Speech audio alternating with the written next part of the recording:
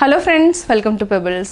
நான் உங்கள் கோபி சுதா. நம்ம இன்னைக்கு செய்ய போறது திருநெல்வேலி ஸ்பெஷல் எள் துவையல். pan எடுத்துக்கலாம். 4 டேபிள் ஸ்பூன் அளவுக்கு நம்ம எள்ளு போட்டுக்கலாம். இத வந்து சிம்ல வச்சிட்டு நல்லா வறுத்துக்கலாம். நல்லா வெடிச்சு வரணும். அது வரைக்கும் வறுத்துக்கலாம். இப்போ நல்லா வறுத்துட்டோம். இத வந்து நம்ம ஒரு பிளேட்ல மாத்திக்கலாம். இது நல்லா ஆறட்டும். இது கூட நம்ம ஒரே ஒரு டேபிள் ஸ்பூன் அளவுக்கு நல்லெண்ணெய் விட்டுக்கலாம். நல்லெண்ணெய் விட்டுட்டு பூண்டு 4 பல், சின்ன வெங்காயம் 5 இதை நல்லா வதக்கிக்கலாம். இது வந்து இன்னும் பச்சையாகவே நம்ம போட்டு அரைக்கலாம். கொஞ்சம் வதக்குனா என்னென்னா ஒரு 2 நாள் அளவுக்கு நம்ம வச்சு சாப்பிட்லாம். இப்போ நம்ம இதுக்கு வந்து என்னென்னா எள்ளு துவையலுக்கு வந்து காரமாக தான் நம்ம செய்ய போகிறோம். இதுக்கு வந்து ஒரு 12 மிளகாய் எடுத்துக்கலாம். இது ரொம்ப காரம் கம்மியாக தான் இருக்குது. காரம் ஜாஸ்தியாக இருந்துச்சுன்னா நீங்கள் மிளகாயை கம்மி பண்ணிக்கோங்க.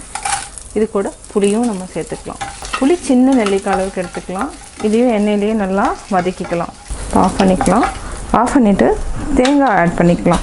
தேங்காய் வந்து ஒரு 1/4 மூடி அளவுக்கு நம்ம ஆட் பண்ணிக்கலாம். இது கேஸ் ஆஃப் பண்ணிவிட்டு தான் நம்ம ஆட் பண்ணுறோம். இது நல்லா மிக்ஸ் பண்ணிவிடுங்க. இது நல்லா ஆறுனதுக்கப்புறம் நம்ம எள்ளு கூட சேர்த்து அரைச்சிக்கலாம். தேவையான அளவு உப்பு சேர்த்துக்கலாம்.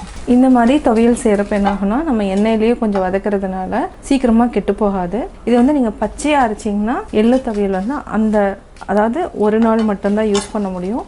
இதை வந்து நீங்கள் ஒரு 2 நாள் 3 நாள் அளவுக்கு நம்ம யூஸ் பண்ணிக்கலாம். எள்ளு துவையல் இப்போ நம்ம அரைச்சி எடுத்துக்கலாம். இப்போ நம்ம எள்ளையும் சேர்த்துக்கலாம். இப்போ நம்ம உப்பு சேர்த்துக்கலாம். நம்ம அரைச்சி எடுத்துக்கலாம். நம்ம எள்ளு துவையல் அரைச்சிட்டோம். ஒரு பவுலில் மாற்றிக்கலாம். எள்ளு துவையல் ரெடி ஆயாச்சு. திருநெல்வேலி ஸ்பெஷல் எள் துவையல் எப்படி செஞ்சீங்கிறத பார்த்தீங்க. நீங்களும் வீட்டில் ட்ரை பண்ணி பாருங்கள். பார்த்துட்டு உங்களுடைய கமெண்ட்ஸ் எனக்கு சொல்லுங்கள். லைக் பண்ணுங்கள், ஷேர் பண்ணுங்கள், மறக்காமல் சப்ஸ்கிரைப் பண்ணுங்கள். அது மட்டும் இல்லாமல் பெல் ஐக்கானை கிளிக் பண்ணிங்கன்னா நாங்கள் அப்லோட் பண்ணுற வீடியோவை நீங்கள் உடனுக்குடன் பார்க்கலாம்.